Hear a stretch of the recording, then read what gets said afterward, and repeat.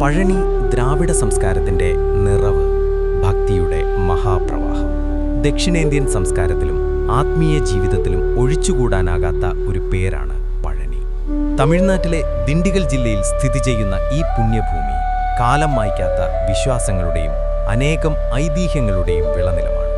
മലയാളികൾ ഉൾപ്പെടെയുള്ള ലക്ഷക്കണക്കിനു ഭക്തരെ ആണ്ടവന്റെ സന്നിധിയിലേക്ക് ആകർഷിക്കുന്ന പഴനിമുരുകൻ ക്ഷേത്രം ഒരു തീർത്ഥാടന കേന്ദ്രം എന്നതിലുപരി ഒരു സാംസ്കാരിക കേന്ദ്രം കൂടിയാണ്.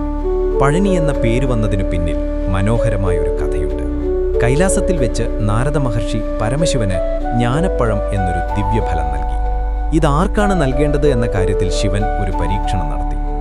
ഈ ലോകത്തെ 3 തവണ വലം വെച്ച് ആദ്യം തിരിച്ചെത്തുന്ന മകന് പഴം നൽകുമെന്ന് അദ്ദേഹം പ്രഖ്യാപിച്ചു. ഉടൻ തന്നെ സുബ്രഹ്മണ്യൻ തന്റെ വാഹനമായ മയിലിന്റെ പുറത്ത് ലോകം ചുറ്റാൻ പുറപ്പെട്ടു. എന്നാൽ ബുദ്ധിമാനായ ഗണപതി തന്റെ മാതാപിതാക്കളായ ശിവനെയും പാർവതിയെയും 3 തവണ വലം വെച്ച് ലോകം മുഴുവൻ വലം വെച്ചതായി പ്രഖ്യാപിച്ചു. മാതാപിതാക്കൾ തന്നെയാണ് ലോകം എന്ന തത്വത്തിലാണ് ഗണപതി ഇത് ചെയ്തത്. ഗണപതിയുടെ വിവേകത്തിൽ സന്തുഷ്ടനായ ശിവൻ പഴം അദ്ദേഹത്തിന് നൽകി.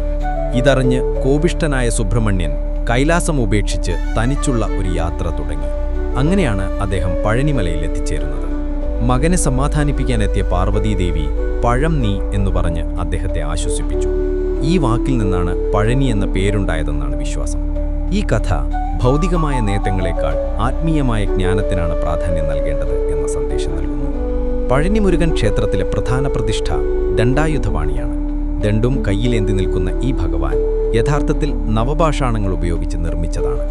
സിദ്ധവൈദ്യനായ ഭോഗർ മഹർഷിയാണ് ഈ വിഗ്രഹം നിർമ്മിച്ചതെന്നാണ് ഐതിഹ്യം.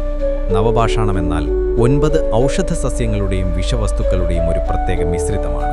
ഇതിന് ഔഷധ ഗുണങ്ങളുണ്ടെന്നും ഈ വിഗ്രഹത്തിൽ അഭിഷേകം ചെയ്യുന്ന പഞ്ചാമൃതം, ചന്ദനം തുടങ്ങിയവ സർവ്വരോഗങ്ങളെയും ശമിപ്പിക്കുമെന്നും ഭക്തർ വിശ്വസിക്കുന്നു.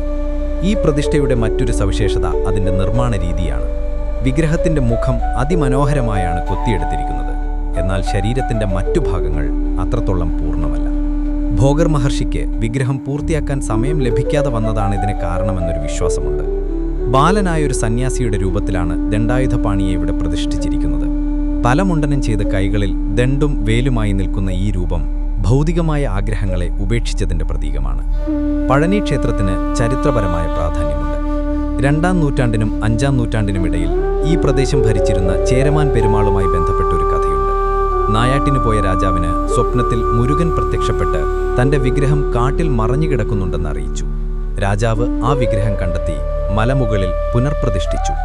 വിഗ്രഹം പടിഞ്ഞാറ് ദിശയിലേക്ക്, അതായത് പഴയ ചേര സാമ്രാജ്യത്തെ നോക്കി നിൽക്കുന്ന രീതിയിൽ സ്ഥാപിച്ചത് ചേരമാൻ പെരുമാളാണെന്ന് വിശ്വസിക്കപ്പെടുന്നു. അതിനാൽ പഴനി മുരുകന് മലയാളികളോട് പ്രത്യേക വാത്സല്യമുണ്ടെന്ന് ഭക്തർ വിശ്വസിക്കുന്നു. ക്ഷേത്രത്തിന്റെ വാസ്തുവിദ്യയും ചരിത്ര പ്രാധാന്യം വിളിച്ചോതുന്നു. ശ്രീകോവിൽ പഴയകാല ശില്പകലാ രീതിയിലാണ് നിർമ്മിച്ചിരിക്കുന്നത്. എന്നാൽ ചുറ്റുമുള്ള ശില്പങ്ങൾ പാണ്ഡ്യകാലഘട്ടത്തിന്റെ സ്വാധീനം കാണിക്കുന്നു. ഇത് വിവിധ രാജവംശങ്ങളുടെ ഭരണകാലങ്ങളിൽ ക്ഷേത്രം വികസിച്ചതിന്റെ തെളിവാണ്. ക്ഷേത്ര മതിലുകളിൽ പഴയ തമിഴ് ലിപിയിലുള്ള ധാരാളം സ്തോത്രങ്ങൾ കൊത്തിവെച്ചിട്ടുണ്ട്. പഴനിയിലെ പ്രധാന വഴിപാടുകളിൽ ഒന്നാണ് കാവടി. മുരുകന് കാവടിയെടുക്കുന്നത് ഒരു പ്രധാന നേർച്ചയാണ്. ഇത് ഹിഡുംബൻ എന്ന രാക്ഷസന്റെ കഥയോടാണ് ഭക്തർ ബന്ധപ്പെടുത്തുന്നത്. ഹിഡുംബൻ പഴനിമലകൾ തോളിലേറ്റിക്കൊണ്ടുവന്ന് ഇവിടെ സ്ഥാപിച്ചു എന്നാണ് വിശ്വാസം. ഇതിന്റെ ഓർമ്മ പുതുക്കുന്നതിനാണ് ഭക്തർ കാവടിയെടുക്കുന്നത്. മറ്റൊരു പ്രധാന വഴിപാടാണ് തലമുണ്ടനം ചെയ്യൽ. ഞാൻ എന്ന അഹങ്കാരം ഉപേക്ഷിച്ച് ദൈവത്തോട് പൂർണ്ണമായി സമർപ്പിക്കുന്നതിന്റെ പ്രതീകമായി ഇത് കണക്കാക്കുന്നു. ഭൗതികമായ എല്ലാ ഭാരങ്ങളെയും ഉപേക്ഷിച്ച് ആത്മാവ് ശുദ്ധീകരിക്കുന്നതിൻ്റെ ഒരു ആചാരമാണിത്. പഴനിയിൽ ഇതിനായി ധാരാളം ക്ഷൗരകേന്ദ്രങ്ങൾ പ്രവർത്തിക്കുന്നുണ്ട്. പഴനി മുരുകൻ ക്ഷേത്രത്തിൽ ദിവസവും 6 പൂജകളാണ് അനുഷ്ഠിച്ചു വരുന്നത്. ഓരോന്നിനും അതിൻ്റേതായ പ്രാധാന്യമുണ്ട്. അതിരാവിലെ 6-ന് ക്ഷേത്രം തുറക്കുന്നതോടെ വിഴപൂജ ആരംഭിക്കുന്നു. തുടർന്ന് രാവിലെ 7 മണിക്ക് സ്ഥിറുകുള പൂജയും 9 മണിക്ക് കാലശാന്തി പൂജയും നടക്കുന്നു. ഉച്ചയ്ക്ക് 12 മണിക്ക് ഉച്ചിക്കാല പൂജയോടെ ഉച്ചസമയത്തെ പൂജകൾ പൂർത്തിയാകും. വൈകുന്നേരം 5:30 നടക്കുന്ന സായരക്ഷ്യ പൂജയാണ് ഏറ്റവും പ്രധാനപ്പെട്ട പൂജകളിലൊന്ന്. ഈ പൂജയിൽ ഭഗവാൻ ദണ്ഡായുധപാണിയെ രാജകീയ വസ്ത്രങ്ങളും ആഭരണങ്ങളും അണിയിച്ച് രാജാലങ്കാരം നടത്തുന്നു. ഇത് ദർശിക്കുന്നത് ഭക്തർക്ക് ഐശ്വര്യകരമാണെന്ന് വിശ്വസിക്കപ്പെടുന്നു. രാത്രിയിലെ അവസാന പൂജയായ രാക്കാല പൂജ 8 മണിക്ക് നടക്കും. ഈ പൂജകൾക്ക് ശേഷം ദണ്ഡായുധപാണി ബാലരൂപത്തിലായതുകൊണ്ട് അദ്ദേഹത്തിന് ആവശ്യമായ വിശ്രമം ലഭിക്കാനായി രാത്രി 9 മണിയോടെ ക്ഷേത്രനട അടയ്ക്കും. ഈ പൂജാക്രമങ്ങൾ ഭഗവാന്റെ ഒരു ദിവസത്തെ ചര്യയും അതോടൊപ്പം ഭക്തരുടെ ആത്മീയ ആവശ്യങ്ങളെയും പൂർത്തീകരിക്കുന്നു. പഴനിയിലെ മുരുകൻ ക്ഷേത്രത്തിൽ നിരവധി പ്രധാന ഉത്സവങ്ങൾ ആഘോഷിക്കാറുണ്ട്. അവയിൽ ഏറ്റവും പ്രധാനമാണ് തൈപ്പൂയം. തമിഴ് കലണ്ടറിലെ തൈ മാസത്തിൽ വരുന്ന പൂയം നക്ഷത്രത്തിലാണ് ഈ ഉത്സവം കൊണ്ടാടുന്നത്. പുരാണങ്ങൾ അനുസരിച്ച് ലോകത്തെ ഭീഷണിപ്പെടുത്തിയ താരകാസുരനെ മുരുകൻ വധിച്ചത് ഈ ദിവസമാണ്. ഈ വിജയം അനുസരിച്ചുകൊണ്ട് ആയിരക്കണക്കിന് ഭക്തർ കാവടിയേന്തിയും തലമുണ്ടനം ചെയ്തും പഴനിയിലേക്ക് കാൽനടയായെത്തുന്നു. മറ്റൊരു പ്രധാന ഉത്സവം പൈങ്കുനി ഉത്സവമാണ്. മാർച്ച്, ഏപ്രിൽ മാസങ്ങളിൽ നടക്കുന്ന ഈ ഉത്സവം മുരുകന്റെ വിവാഹവുമായി ബന്ധപ്പെട്ടതാണ്. ഈ സമയത്ത് ഭക്തർ പ്രത്യേക പ്രാർത്ഥനകളിലും പൂജകളിലും പങ്കെടുക്കുന്നു. കൂടാതെ സ്കന്ദഷഷ്ഠി അഥവാ ശൂരസംഹാരം എന്ന ഉത്സവം നവംബർ മാസത്തിൽ ആചരിക്കുന്നു. ഭഗവാൻ അസുരനായ ശൂരപത്മനെ വധിച്ചതിന്റെ ഓർമ്മ പുതുക്കുന്ന ഈ ഉത്സവം ഭഗവാന്റെ ശക്തിയുടെയും വിജയത്തിന്റെയും പ്രതീകമാണ്. ഈ 3 ഉത്സവങ്ങളും പഴനിയുടെ ആത്മീയ ജീവിതത്തിൽ നിർണായകമായ പങ്കുവഹിക്കുന്നു. പഴനിമലയുടെ മുകളിലുള്ള ക്ഷേത്രത്തിലേക്ക് തീർത്ഥാടകർക്ക് എത്തിച്ചേരാൻ പ്രധാനമായി 3 വഴികളുണ്ട്. ഇതിൽ ഏറ്റവും പാരമ്പര്യമായ മാർഗം 693 പടികളുള്ള നടപ്പാതയാണ്. ഭക്തർക്ക് ഏറെ പ്രിയപ്പെട്ട ഈ വഴി നേർച്ചകളും വഴിപാടുകളും സമർപ്പിക്കാനായി പലരും തിരഞ്ഞെടുക്കുന്നു. ഈ പടികൾക്ക് പുറമെ മലകയറ്റം എളുപ്പമാക്കുന്നതിനായി ചരിഞ്ഞ നടപ്പാതകളും ലഭ്യമാണ്.